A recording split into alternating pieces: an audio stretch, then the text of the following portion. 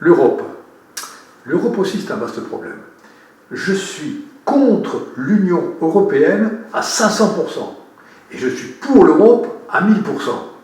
Je plaisante un petit peu, mais je suis pour l'Europe. Je me sens européen. Et la plupart des gens autour de moi se sentent européens, mais se sentent mal dans l'Europe que nous avons. Nous avons une Union européenne. Une Union européenne dans une mosaïque de cultures, ça ne marchera jamais. Une fédération européenne, ça peut marcher. Une fédération où chaque pays a un maximum de souveraineté. Alors qu'est-ce que c'est que la souveraineté? On va dire, mais c'est d'avoir une armée, c'est d'avoir... Non.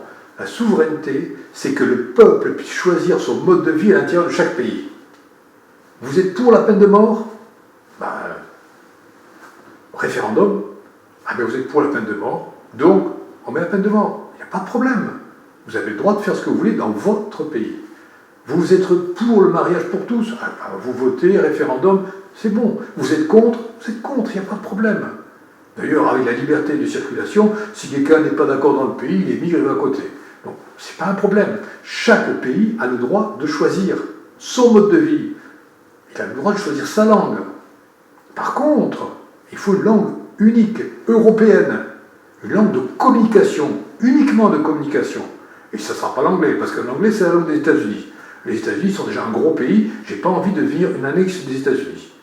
Donc l'Europe doit choisir une langue.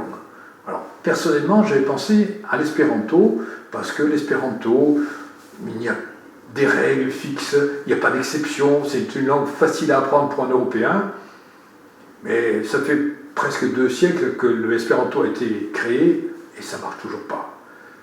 Donc, il faut prendre une langue existante. En Europe, nous avons 2 langues internationales. Nous avons l'espagnol, qui est parlé dans toute l'Amérique centrale et l'Amérique du Sud, mais c'est tout. Et nous avons le français, mais le français est enseigné sur l'ensemble de la planète. Ça ne veut pas dire qu'on a un nombre de locuteurs incalculable, encore que on a beaucoup de locuteurs français, et la ville la plus grande, la plus peuplée, dont les habitants parlent français, c'est pas Paris, c'est en Afrique, c'est une capitale d'Afrique. Nous avons de l'autre côté de l'océan les Québécois. Ils sont même plus français que nous, ils ont gardé les fleurs de lys de leur drapeau. Ils ont leur accent du XVIIe siècle. Ils sont français, mais à 200%, quelquefois plus que nous. Ils ne veulent pas que l'anglais rentre dans leur langue. Ils se freinent des 4 fers pour ça. Et pourtant, ils sont tous bilingues. Donc ils ont la langue de leur pays et leur langue locale. Et puis on peut faire pareil en France. En Russie, en Fédération de Russie, c'est pareil. Ils ont plus de 52 langues. Mais le russe est la langue véhiculaire, la langue de communication. Donc en France, on peut avoir le français comme langue de communication. Oh, c'est pas parce que c'est ma langue, hein. Sincèrement, c'est pas ça qui fait mon choix personnel, parce que ma langue personnelle, c'est le flamand. Mes 2 parents parlaient le flamand, donc ma langue affective, ma langue émotionnelle, c'est le flamand. Même si je parle très mal le flamand, mais c'est ma langue.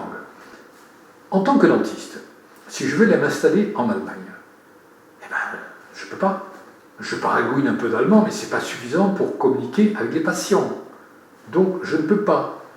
Par contre, si j'ai une langue de communication européenne, que je connais bien, que je parle couramment, parce qu'il y a des journaux, parce qu'il y a des émissions de télévision, pour un tas de raisons, parce qu'elle est enseignée à l'école, en même temps que la langue locale. Donc, s'il y a cette langue de communication, à ce moment-là, je peux aller en Allemagne, parler, comme je l'ai supposé, en français, avec les patients, et dans la rue, parler en allemand, apprendre chez moi un peu l'allemand, et progressivement, au bout d'un an, parler l'allemand couramment. Et m'intégrer, puis finalement, éventuellement, parler dans le cabinet en allemand, ou en français. Vous voyez? Et ça donnera à l'Europe une notion globale, une notion de participation à un tout. Si on parle tous la même langue, il y a un sentiment d'unité qui se développe. Chacun sa langue personnelle et une langue commune pour tous. En fait, l'Europe, pour moi, ça doit être un cadre large, mais très large, qui ne s'insinue pas dans chaque détail de la vie quotidienne, comme le fait l'Union européenne. L'Union européenne, avec ses directives, s'insinue partout. C'est une véritable pieuvre. En plus, il y a un tribunal des droits de l'homme et des citoyens qui refuse, si un pays, par exemple, ne veut pas le mariage pour tous, mais c'est des méchants. Ah non, c'est leur choix à l'intérieur. Donc, ça, c'est une catastrophe. L'Europe, c'est une structure comme un couvercle. Vous avez une marmite avec des pots de confiture à l'intérieur qui sont en train de cuire, et vous avez un couvercle. Ça fait un ensemble commun, chaque pot, vous avez une confiture de fraises, confiture d'abricots, c'est un peu imagé, mais c'est comme ça que je vois l'Europe. On a un couvercle commun, donc ça va faire que nos armées indépendantes peuvent faire une armée commune en cas d'attaque. Nous avons une administration commune, légère, suffisante pour avoir un lien. Vous voulez acheter une voiture en Allemagne, c'est le même procédé qu'en France ou qu'en Slovénie, qu'en Slovaquie, en Tchéquie, n'importe où. Vous avez la même structure administrative pour les choses simples. Et puis en local, vous avez des choix locaux. Donc vraiment une souveraineté locale. Et s'il y a une ambassade commune pour tous les Européens, ça fera déjà beaucoup moins cher, plutôt que d'avoir 27 ambassades dans chaque pays. À quoi sert une ambassade? Une ambassade, c'est une zone de renseignement. Peut-être pas service secret, mais de renseignement sur ce qui se passe dans le pays. C'est aussi une zone d'aide aux expatriés. On les prend en charge, on les aide. Donc ça, que ce soit européen ou français, ça n'a aucune importance. Il faudrait un président. Mais pour l'instant, un président, ce n'est pas possible. Vous voyez comme Mme von der Leyen défend plutôt l'Allemagne que l'Europe.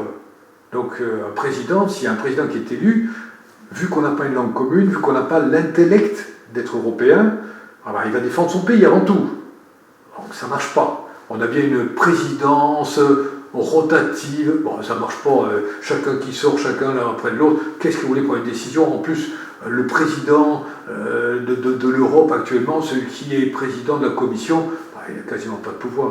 Il n'a pas de pouvoir décisionnaire, puisque derrière, il faut de toute façon l'unanimité des 27. Tant qu'on était à 6 dans la CE, c'est facile. 6 pays à le même niveau économique, on arrive à s'entendre, à avoir l'unanimité, avec une petite discussion. À 27, avec des niveaux économiques différents, ça ne marchera jamais. Donc, temporairement, pour, mettons, une cinquantaine, soixantaine d'années, il faudrait un triumvirat.